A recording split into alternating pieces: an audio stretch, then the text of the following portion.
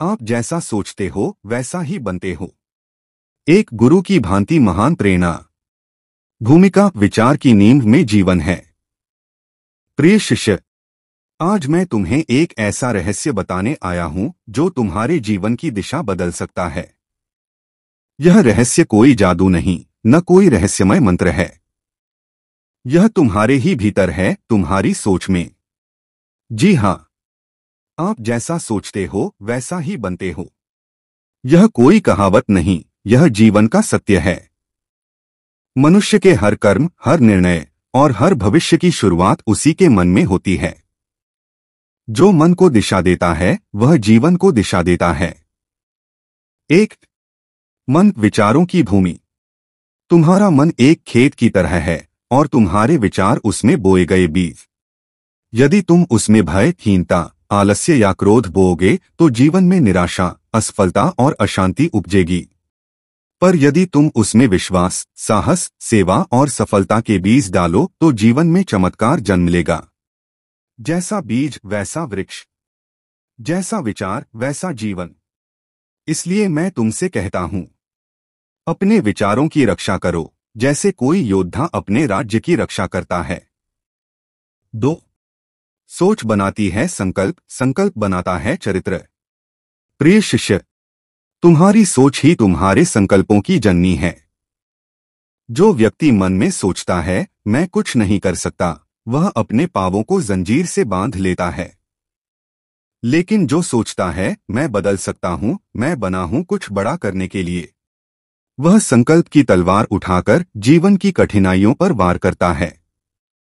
विचार रूपी चिंगारी जब संकल्प बनती है तब इंसान लोहा काटता है और पत्थरों में रास्ता बनाता है।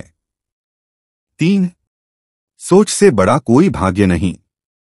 कुछ लोग अपने भाग्य को कोसते रहते हैं।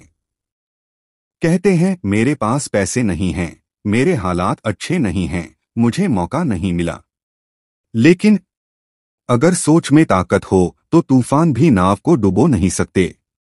स्वामी विवेकानंद ने कहा था, जिसने मन में एक बार ठान लिया मैं रुकूंगा नहीं, फिर चाहे कितने भी दरवाजे बंद हों वह अपने लिए एक खिड़की बना ही लेता है। 4. सोच के उदाहरण, इतिहास के निर्माता। महात्मा गांधी ने सोचा दिन, और वह सोच बन गई एक जन आंदोलन की आत्मा। थॉमस एडिसन ने सोचा अंधेरे को पराजित किया जा सकता है, और उनकी सोच ने प्रकाश को जन्म दिया। डॉ एपीजे अब्दुल कलाम ने सोचा एक मछुआरे का बेटा भी देश का राष्ट्रपति बन सकता है, और वह सोच उन्हें भारत का मिसाइल मैन बना गई। तो शिष्य, सोच वह चाबी है जो बंद भाग्य को खोल सकती है। सोच वह दीपक है जो अंधेरे को चीर सकता है। 5. सोच को कैसे बनाएं शक्तिशाली। अब तुम्हारे मन में यह प्रश्न उठेगा, गुरुदेव हम अपनी सोच को महान कैसे बनाएं? मैं उत्तर देता हूं। 1. सकारात्मक पढ़ो और सुनो। हर दिन कुछ अच्छे विचार पढ़ो, संतों की वाणी सुनो।